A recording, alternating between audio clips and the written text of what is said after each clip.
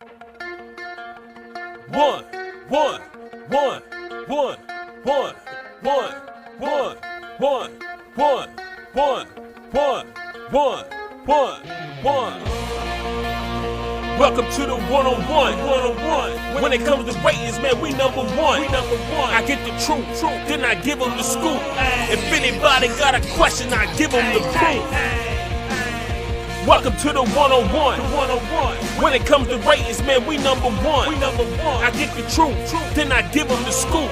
If anybody got a question, I give them the proof. Welcome to One-on-One at Legacy Maker Sports Network.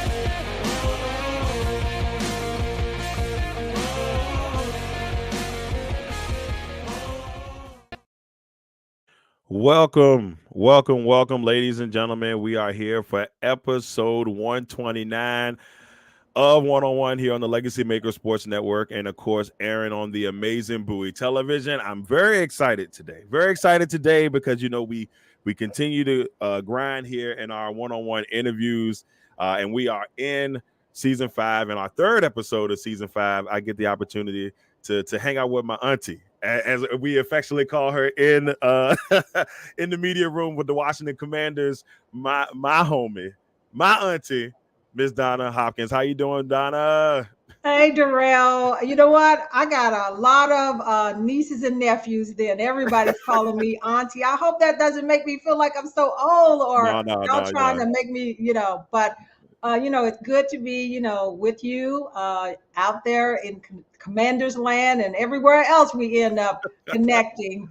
So thank you for having me on today. No, it's an honor. Donna, who's a co-host of Tony McGee's Pro Football Plus, and of course, a Commanders beat reporter. We're glad to have you here because there's so much knowledge that we're about to get into today. But it's not just about the Commanders. We're going to talk about how Donna got things started in her career, how things from the get-go. And so we're very excited to have Donna with us. But as we start every episode of One-on-One, we have to do the check-in. All right. So, Ms. Donna, with the check-in, we like to have that opportunity to check in on you, your family, your friends. How are things right now for Donna Hopkins?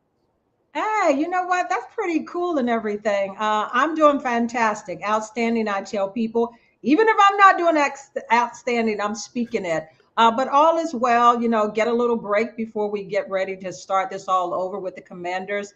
Been entrenched with that, so we all in a little break. But other than that, everything is good. Everybody knows me. If they do, if they don't, they know that I'm a sports fanatic as far as just keeping in shape, bike cycling, all of those things to keep your well-being physically, mentally, and all of those things.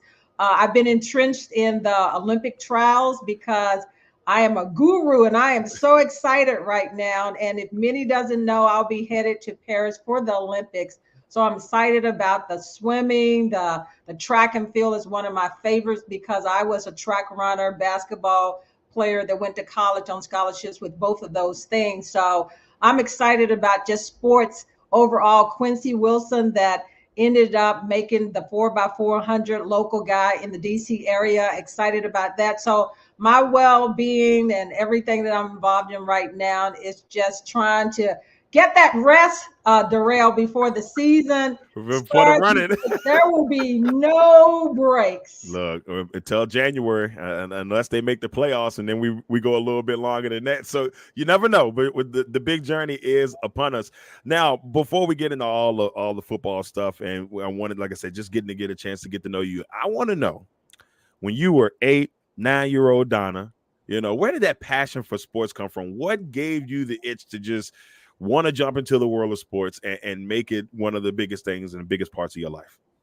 Yeah, Darrell, a lot of people don't realize that when people are looking at the career at 8, 9, 10 years old, they have no clue. They're not looking to, solidify what they want to be in life. But early on for me, at probably 9, 10 years old, I already knew what I was going to be or the path I wanted to take. I said that I was going to either be a professional women's basketball player or a sports broadcaster. Whichever way, I was going to try to be both of those things. Well, the path led as far as the basketball arena, and then the broadcasting part was part of that mix. So I always tell people that one man not worked out, but the You other got one. one actually did, and to a certain degree, the basketball worked out. But I think the passion came as a little kid. I mean, my dad had a backyard hoop that he put up, and we didn't have the court as far as the pavement. We beat down grass. And you got to understand that back in West Virginia, people didn't have no courts as far as the way they're set up now, but it was my brothers. I mean, I come from a family of 10, 6 girls, 4 boys, and not all of us was athletic, but I had that in me from day one. I think that God allowed me to be an athlete because of what I was going to have to go through in the real life. And, Right. and anybody that understands what it takes to be great athletes, what they have to put into it, the competitive nature of all that, I think that provided me an avenue to go through some of the things and come through some of the adversities that I've come through. So my dad put in a hoop in the back of his shed. Uh-huh. Y'all young people Yeah. don't know anything Uh, about well, that, but well, I don't know. I guess I might have something for you on that, but I'll let you go first. I'll tell you about yeah, ours. yeah, he put a basketball hoop back in the back of the shed, and we beat down the grass, and a lot of kids from the neighborhood would come over and play on our courts. And being, the only girl, female out there, my brothers, the brothers ain't not trying to let their little sisters get into the game and whatever. So, I'm one of those competitive people. Like the ball came, when the neighborhood guys, young fellas was playing with my brothers, my 2 brothers, Larry and Tony, they basically, wouldn't let me into the game. So the ball got out of bounds and it landed by me. So I said, well, if you don't let me play, you don't get the ball back. Now, they could have beat up Strategy. their little sister and whatever. That's But from funny. that point on, they put me in the game and let me start playing. And that's where it all started at, in the backyard, as far as my athletics start to basketball. And I didn't even play basketball until my junior year of high school, because Hmm. I didn't like what was going on with the women's basketball team. Coaching wasn't that good. And then the upperclassmen always tried to think that they were better than the freshmen or the other people. So I played intramural ball, in the high school level and all of that.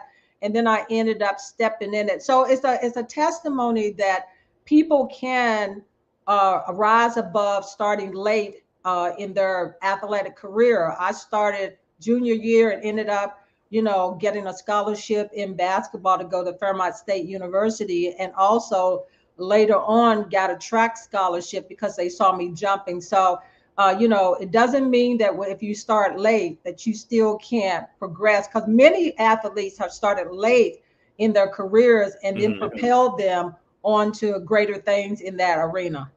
Well, it's. I wanted to say one thing about the basketball hoop real quick before.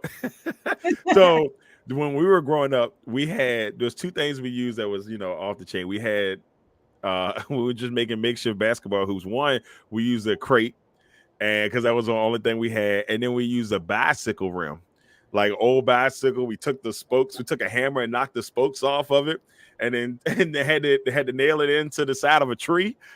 And take some plywood and make the backboard.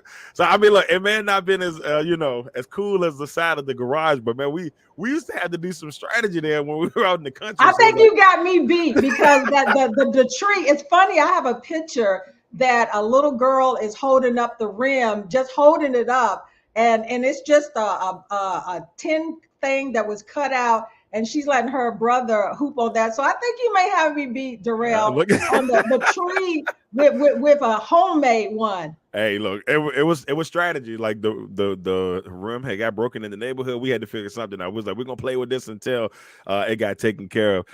Now, Ms. Donna, you talked about your college years. I want to hear a little bit about that path of you during college. Doing track, playing basketball. Tell us a little bit about your college career. Yeah, I mean, I didn't even get a scholarship at first. I really wanted to go to James Madison and the University of Maryland, but Hmm. you have to go where the opportunity presents itself.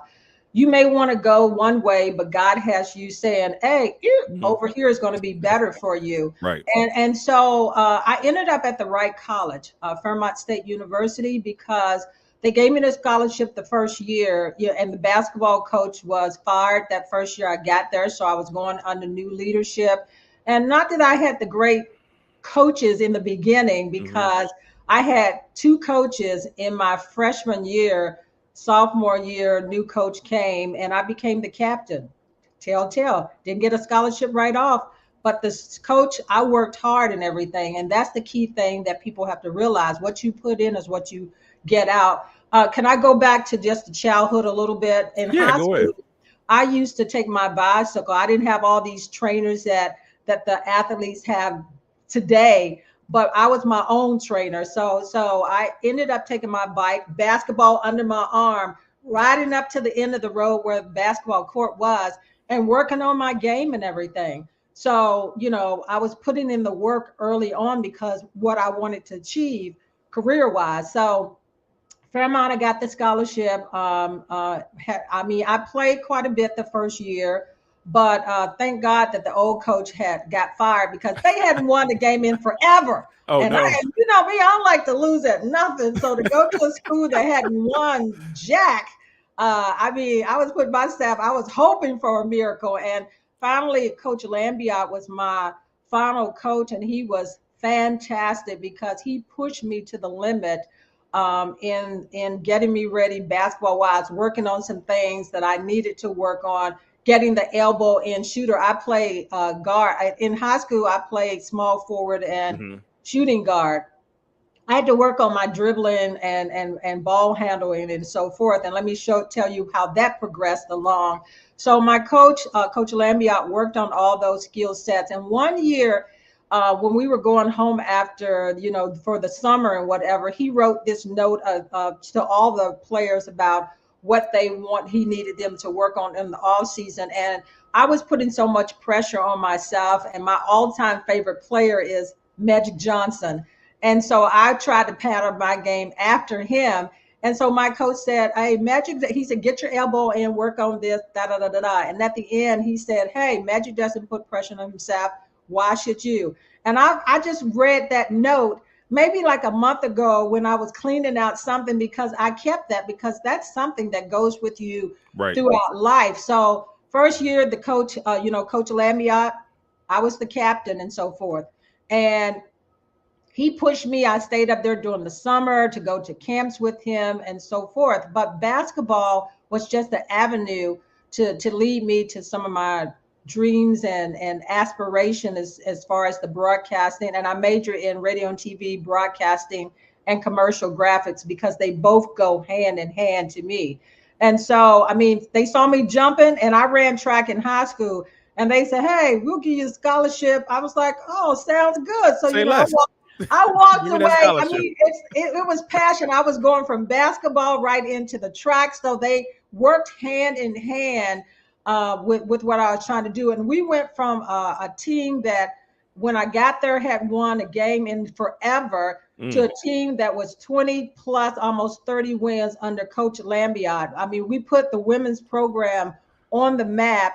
And just this year, I've been out of college for a minute now, but I'm not going to tell You you don't all have to say how all long. that. You don't have to say all that. Yeah, a minute, but I mean, it's true, a minute now, because I want to say a minute because I still are, I made the 1,000 point club, and they honored those players. And for me to still be up in the conversation of being on that leaderboard, they had a board that all the women and the men's basketball players, so they honored us this year. And to still be on the top of that board of one of the people that scored over 1,000 points, that's to me That's is amazing. major to me, and that's our accomplishment, a big accomplishment, to still be recognized for that after all of these years, and to see your name up. I was grinning like a alley cat and everything.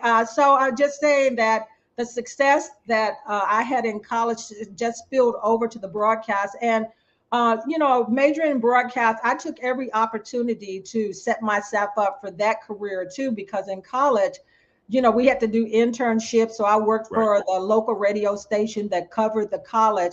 So I did an internship, and they allowed me to get on radio a little bit. And then I did the play-by-play color commentation for the football games, for the school and everything that was broadcast on the campus.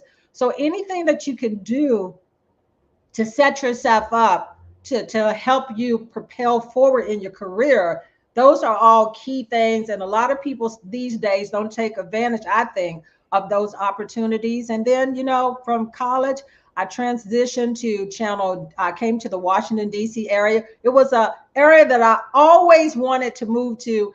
And I say this, that the Washington Commanders, Washington Redskins at that time was my all-time favorite football team growing up, and the Los Angeles Lakers. And to have the opportunity to cover the Commanders for 30 plus years has been a dream come true.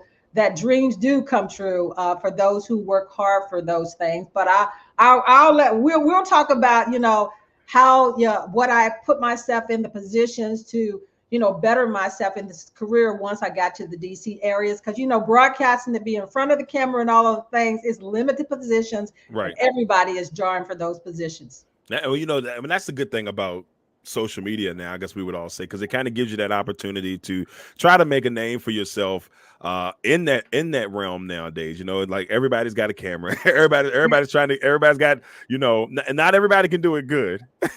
Like we've seen non-good stuff, and not everybody can do it. I'm gonna toot our own horn here. No, not everybody can do it like us, but not everybody can do it that way. So I mean, it's a good thing to be able to have that nowadays, and so you can kind of embrace that platform. But you're right, back then there wasn't that many positions, and you weren't able to sometimes get that spot. But how did you get to this point where you've been co-hosting on the Tony McGee Pro Football Plus show for a while now? Tell us about that journey and how that all came about. Yeah, I think my journey started when I first came to the Washington, D.C. area in radio. Mm-hmm. I started at WUST. It was a gospel radio station, and I ended up working the weekend, spinning records, bringing churches on, and so forth. People were saying, "Man, a gospel station," but you know what? You can't. You have to. Your path. You don't know how it's going to be set. So every opportunity presents itself for you to move forward. So I started there at the gospel station, spinning records on the weekend. They knew that I wanted to get into sports broadcasting. So guess what? I had my own little sports show that came on, that I traveled to all the games. That's where I started covering the Washington Redskins at the time. So I'm gonna call them what they were. That's what they were. Yeah, and so I mean, that's who they were when I got started. Right. So I ended up working for the radio station on the weekend, spinning albums, bringing churches on, and then I ended up having my own sports show that they gave me. It was almost like a sports update. Mm-hmm. And I covered my first Super Bowls under the gospel station and that too. And then from there, I did human interest story newspaper. I wrote a little bit. I tell people now, the key things is writing and your speaking abilities and all of those things. So I wrote human interest stories for sports. And then I remember Darrell Green told Tony, who was playing at the time, who started this show, that, hey, you should get, and it's headed into its 40th season this year.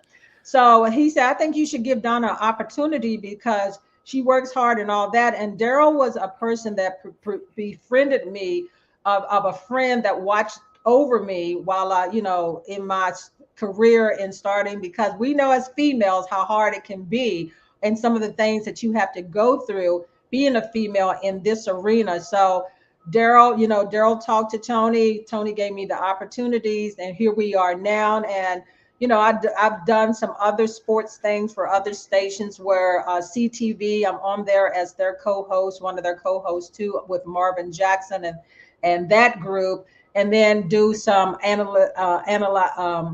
being a sports analyst for ABC 7 Sports, Toronto sports talk. So I'm on there from time to time too. So, opportunities have presented themselves. And I went to NABJ. I joined that association for Black National Journalists for National Association for Black Journalists. And I was started there had that under my umbrella for a minute because it was a great organization to start to kind of like go to the event, conventions and so forth. But one of the key things for my career starting here was James Brown, CBS Sports, James Brown. He was my mentor. And I met him covering the Commanders when I was doing radio, and he took me under his wings. And I remember he was with WUSA 9 at the time. So he kind of like helped me to understand TV. I used to go down there at his broadcast because he was on at 6 and 11.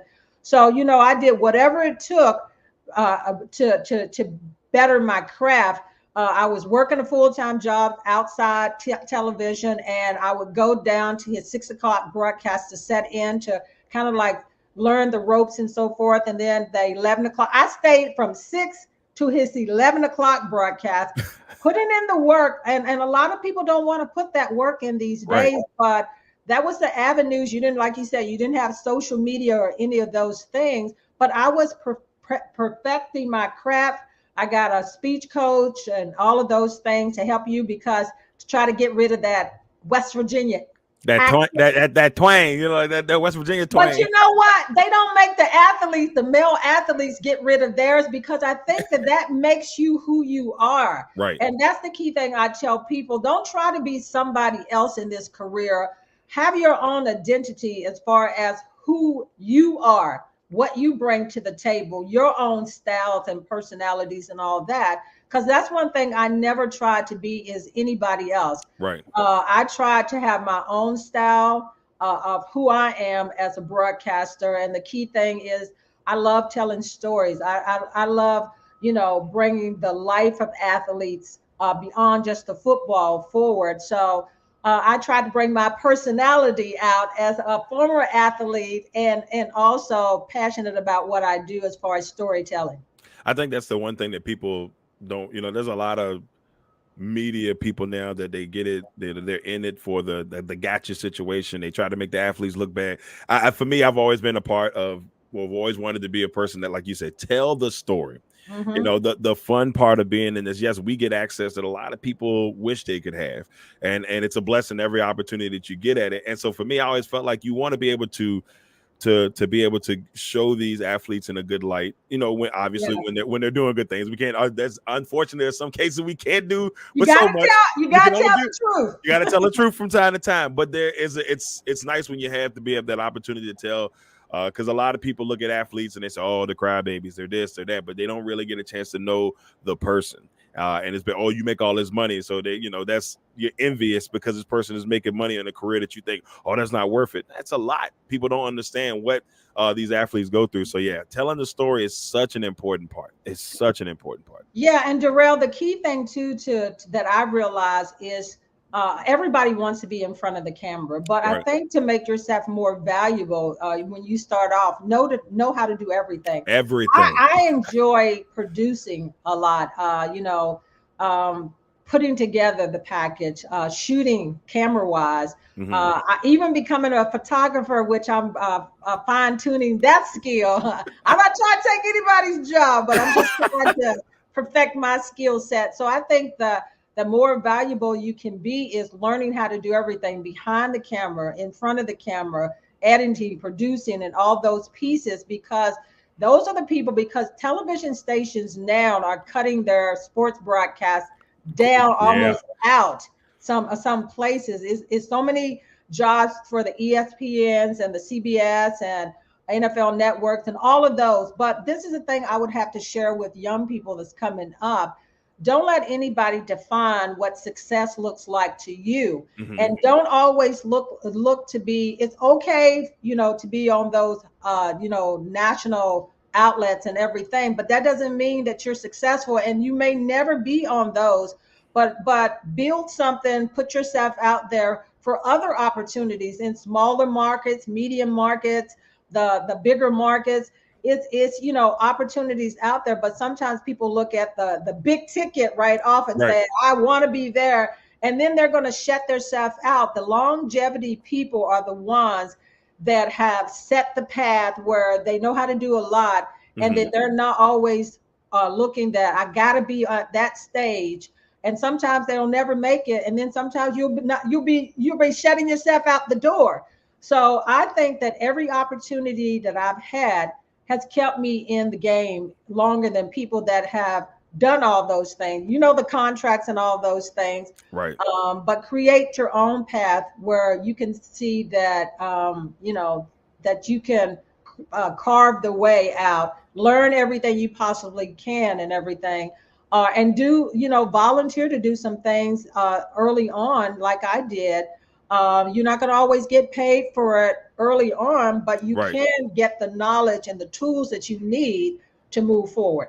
Well, there's a lot of perks, and I think that's the thing that the younger people will have to really, it's like, oh man, it's a tough field to get into. Yeah. If you can get And to in, stay in. and and to stay in, it's a tough field to get into. Once you've gotten in, you have to do whatever it takes to stay in if you're trying to stay in, and learning it all The is right way, though, Darrell. the The right way, right way, the not right way. stabbing people in the back, but Also doing true. it the right way. Let me that just throw that out that's 100%. because people are vicious in this field. Yes, they I are. mean, and the thing about it is, I want to be that person that what you see is what it is. That I'm not insecure in my position, but helping other people to come up or trying to educate them. And the key thing that I have always tried to be is fair and right with what I'm doing and everything. Well, and then that you're 100% right, and I think when people look at it like helping people in this, and there's nothing wrong with that, you know what I'm saying? But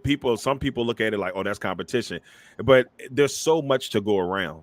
You know what I'm saying? Like that's the thing. That's the other thing about this. That like you don't have to stab somebody in the back. You can create your own path in this and do it your style.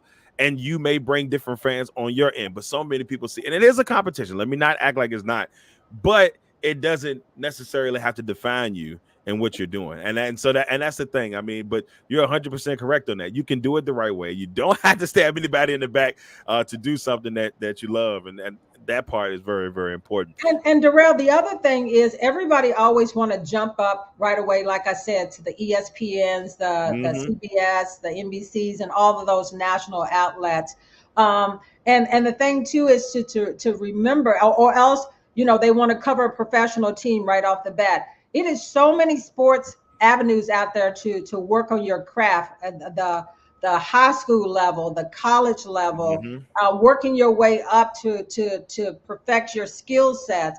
Nobody wants to start there, but the thing about it is, high school sports is big, college It's sports is big. big, and you don't always have to. Don't set yourself up, to always try to jump through the pathway. It's almost like a track runner. They come out of the blocks. They're going down the track. It's stages that they have to go through. It's not that many people that can just jump on board and say I'm at the national level Hmm. or covering a professional team. But as long as you're in the arena doing what you love, then appreciate that.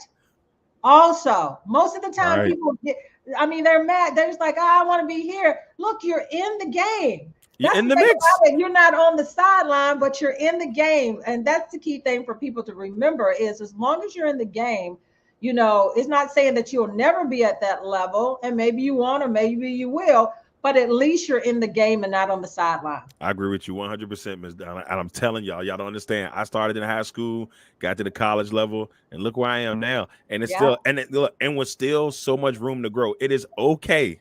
I tell people on my team, it is okay to start from here to get to that point. So I agree with you 100%. Let's And move. Darrell, Oh, the thing go ahead. about it is being in this business for 35 plus years, I'm still trying to perfect my skill. I'm still trying to learn new things, new way of doing things and whatever. So I'm never going to stop learning or never going to stop trying to even be better each and every time I do this. And that's the key. That's the key. Now, before we head to our next segment, we do have to talk about those Washington Commanders. I mean, we are so we're so close to the situation. We have to talk about the Washington Commanders before we go to quick ones. And last year, tough year for this Washington Commanders team. 4-13 on the season. They were what I believe 4-4 at that one point, and then they lost their last what 11-9. They lost their last 9 games. Yeah, the bottom dropped out. Yeah, and it just fell apart, and it was hard to watch. I mean, we were there for the majority of it, if not all, and it was hard to watch. But they finished last in the NFC East. They were 24th in defense. I think I flipped this, but they were 24th in offense and 32nd in defense. They were the worst defense in the league last year. So my apologies on that, y'all. But it's supposed to be flipped. But with that being said, and you see this team this year, we've had a chance a little bit to see what they look like this offseason. They draft Jaden Daniels.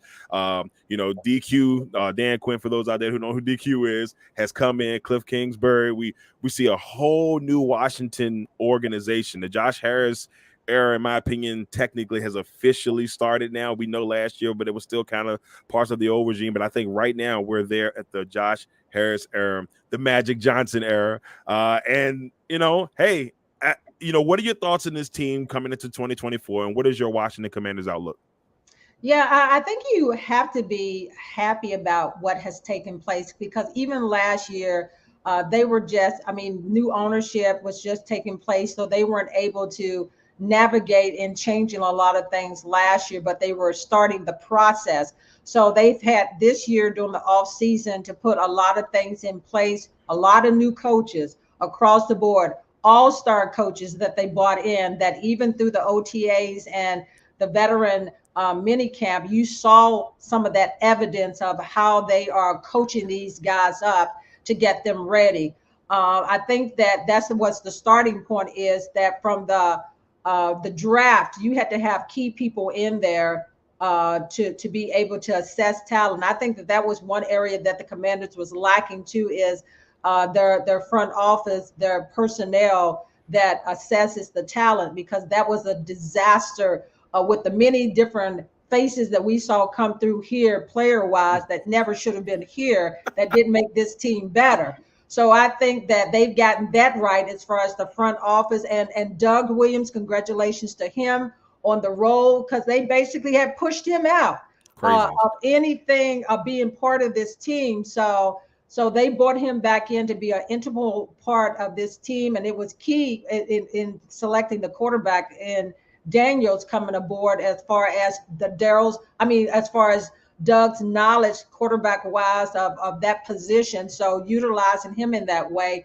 and the new role that he'll have moving forward. So I think that they hit a home run as far as the player personnel and those people they got in place right now, and the evidence of what we saw in the early stages of the OTAs and the veteran minicamp, and setting these guys up moving forward. So I think they got a lot of players in place. We talk about that defense last year of being the disaster, was supposed to be the strength of the team, but they get rid of two of their top pass rushers in the middle of the season, and they know that they was throwing in the towel at that moment.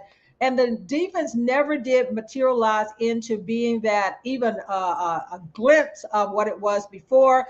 But when you have bad coaches in here, with the Jack Darrells, and then he gets rid of solid coaches in the secondary and bring in a high school guy that had no clue, the bottom was going to drop out. And the players, you saw it evident on the field when they looked like they were lost half the time.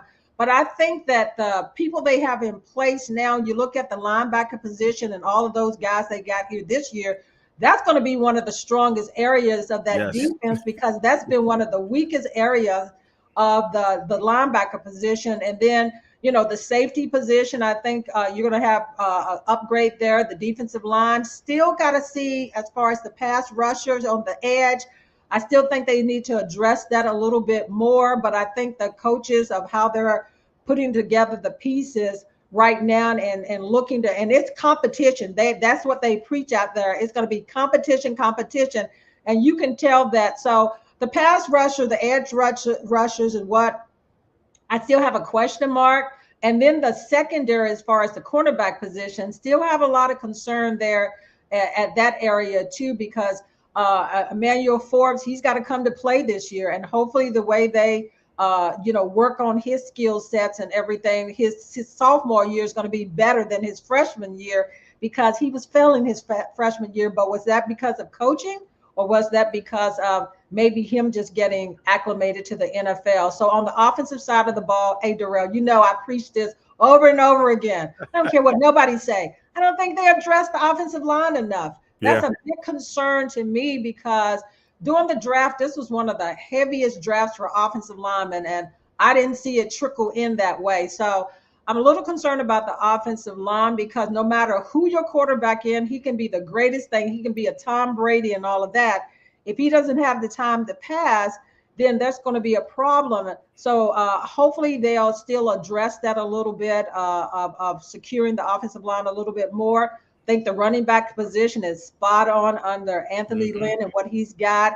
Austin Eckler, Brian Robinson, and Chris Rodriguez. When I was talking to Anthony Lynn about those three players, he loved what he has in the backfield. And receiver wise, I think they could add a person in there still. But overall, I think that, beyond the offensive line and those other positions on the defensive side that I mentioned, I think those are the areas that they still need to address. But definitely a fresher breath of air and some hope, more hope this year than in the past years, Darrell. Yeah, I think last year we all went into the season even with hope because the Josh Harris situation. It was like, hey, there's a new owner, so I had a little hope, but it's not the hope that I think we have this year. I think it was like, all right, maybe things will be a little different. At least you were hoping. You go into it. This team now has 3 head coaches, technically. Yeah. I mean, you got 2 guys in Anthony Lynn and Cliff Kingsbury who have been head coaches in this league. Obviously, DQ was a head coach in Atlanta. So then you got 3 guys with head coaching experience on that staff. And I really think they did a really good job. And this is where I give Adam Peters his credit. Yeah. This was the best possible person they could get to be their GM because he understands what it takes to build a winner. We've seen that what he did and helped do in San Francisco. He was in charge of those late round draft picks, the Purdy's, the ones that he hit on. He was the one that did that. And so he was the one that made those choices. So now you've seen him. To me, I thought it was brilliant. The people that he signed, he didn't sign them for crazy long term. He gave him 1-year deal. He gave him 2-year deals.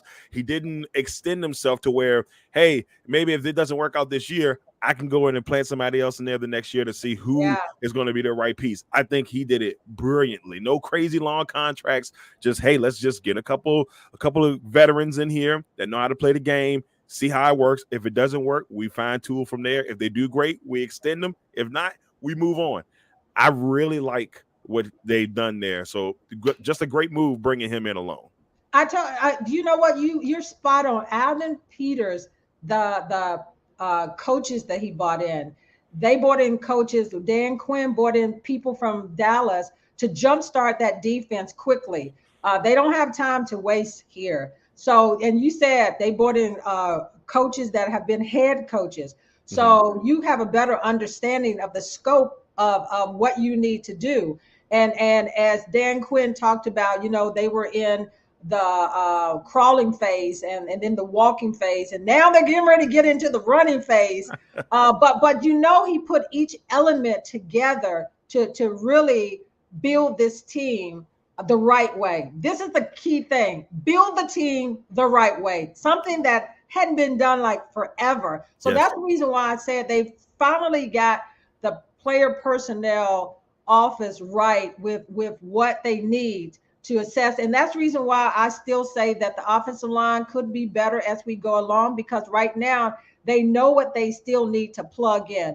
The as far as edge rushers and the cornerbacks, they still know what they need to plug in to get better. And as we go through training camp and all that, some key players are going to be let go. Right. And I think that Adam Peters, with the success he's had other places, that he'll be able to grab some of those needed people that still are, able to build this team. So I'm excited about this moving forward. I'm not trying to do the rah thing, like everybody else. I'm just, as they said, I ain't going to try to make opinions. I'm not going to try to tell the truth. of Right. what I see right now, and that's what I'm seeing right now on the early stages. Yeah, It can't wait can to change, but right now, that's what I see. can't wait to see how the season starts. Very excited. I think it's a very winnable schedule. They're going to have some tough matches up in there, so I cannot wait to see what it holds. It's a tough schedule. Fans, I want you to realize that everybody's saying, oh man, this schedule is set. I'm looking at the stretches of the schedule, and They it's got gonna some be weird ones tough. in there, though. Yeah, It's they do. gonna be tough. It's a tough schedule because we still have some unknowns about this Commanders team. So until we start, the real deal, this schedule is brutal to me. Yeah, right off the bat, on the road, right up in the first, the first month of the season, you're on the road, except for the Giants game. Then you're technically at home for a month. You got October, you got to go to Baltimore in there, but you're at home pretty much the rest of But the you month. got hard teams in Yeah, but there. you got hard teams in there. You got the Browns. You got to deal with the Ravens. You got, I think they got Chicago, and I think they also got Carolina in that mix as well. Yeah, and then you got the Cincinnati early on. Cincinnati Right. don't sleep on none of these Yeah, teams. So that's the reason why I said it's tough. And the if, Commanders have to come out the blocks quick. if they can get personally, I said if they can make like somehow be 4-4 going to midway in the season, I think that's a win. That's a win for this team, especially a team that's trying to get themselves where they need to be. Let's go into our next segment. We got 2 more segments left here on one-on-one, and it's we got time for the quick ones edition. It's here for Miss Donna's quick ones. Miss Donna, you ready for quick ones? I'm ready. Let's do it. All right. So, all right, we're quick ones. Here we go. We got 5 quick one questions here. Can't wait to see what your answers are going to be. First, favorite sports moment. What's your favorite sports moment? My favorite. Sorry, I went to sleep for a minute. My favorite sports moment. Favorite sports moment. Oh man. Is that personally for me as a player? Is that It could be either way. As a player, it could be as I think my favorite as a sports fan. moment as a broadcaster. Let me just say that covering my first Super Bowl, which was San Diego with the Commanders. They ended up winning that Super Bowl, so that to me was one of the highlights as far as my career.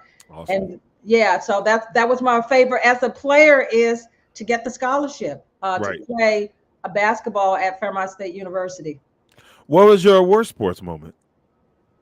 Playing basketball, I'm going to put that back. My coach, I was putting so much pressure on myself, and my coach in practice, I was a starter. My coach in practice put me to the 3rd string in practice.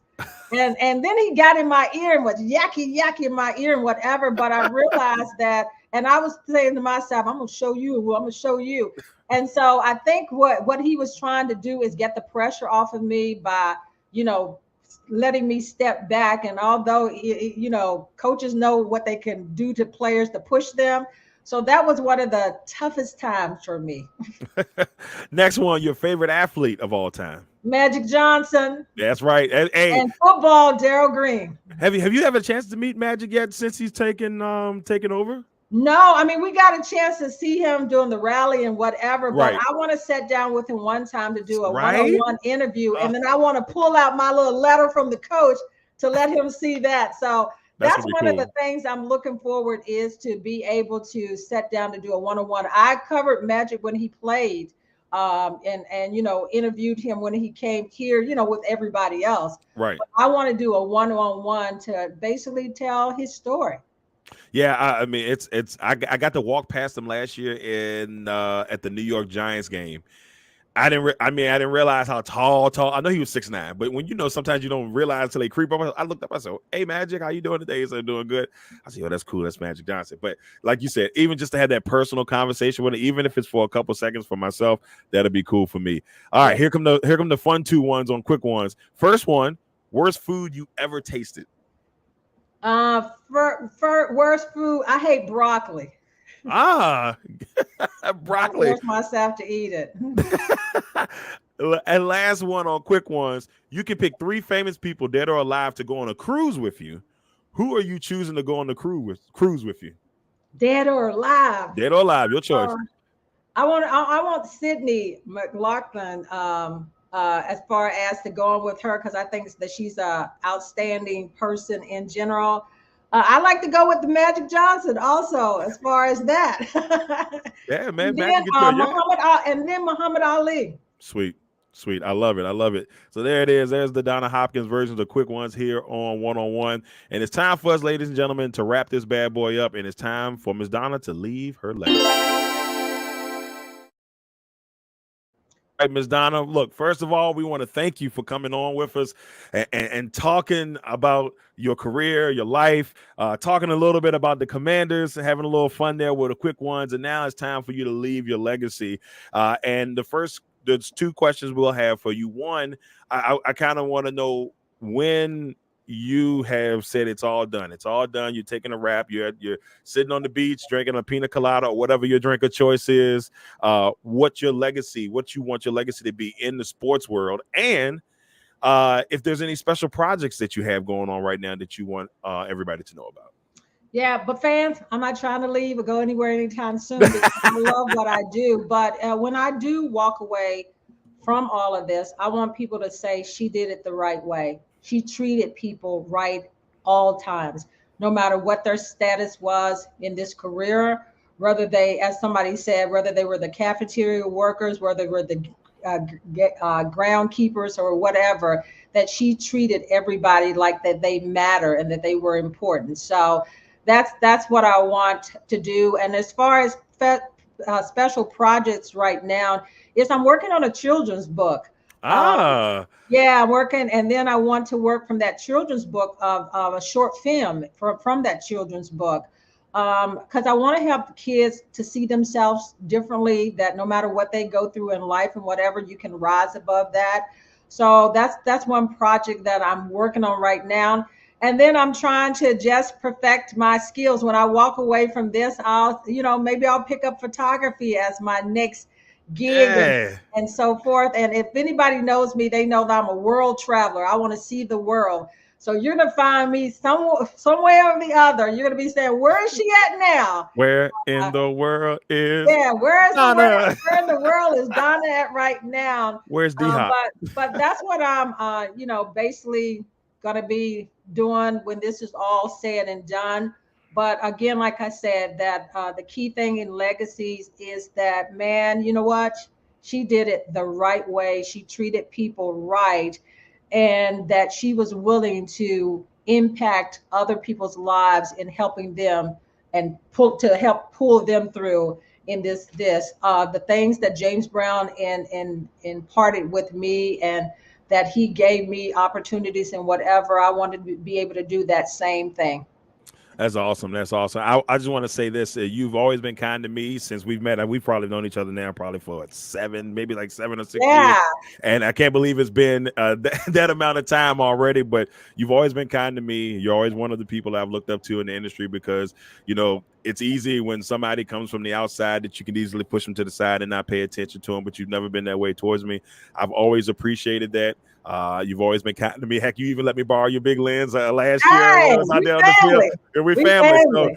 and And Darrell, don't let nobody just use my skill, my right. equipment. That's expensive equipment, but hey, that your family, and hey. Yeah, I've always appreciated that. So I wanted to thank you on that. Now, everybody, before we get out of here, I wanted to talk about next week's guest, my man, Jermaine Farrell, the sports director at WFXR Fox and WWCW, the CW in Roanoke, Virginia. I cannot wait to have my man Jermaine Farrell on next week. Me and him have known each other for a long time. He's another person that has been very inspirational to me in this business. He's always been nice. He's always been kind. He's always given me good advice, and I cannot wait to have him on next week for our next episode of One on One. All right, everybody, that is it. I want to thank Ms. Donna one last time for coming on here and joining me for episode 129 of One on One. Make sure y'all check us out because we got a couple of weeks and we're gonna bring the heat. 129. 129. 129. 129. So y'all make sure we're gonna check us out the next couple of weeks. We're gonna bring you all the great Commanders coverage throughout the season and beyond. Once again, everybody, I'm Darrell Owens, Legacy Maker Sports Network, and of course of Bowie Television. I got the amazing Donna Hopkins with me. Once again, Donna, I appreciate you. Thank you so much for joining us. All right, everybody. Until next time. one, one, one, one, one, one, one, one, one, one, one, one, one, one.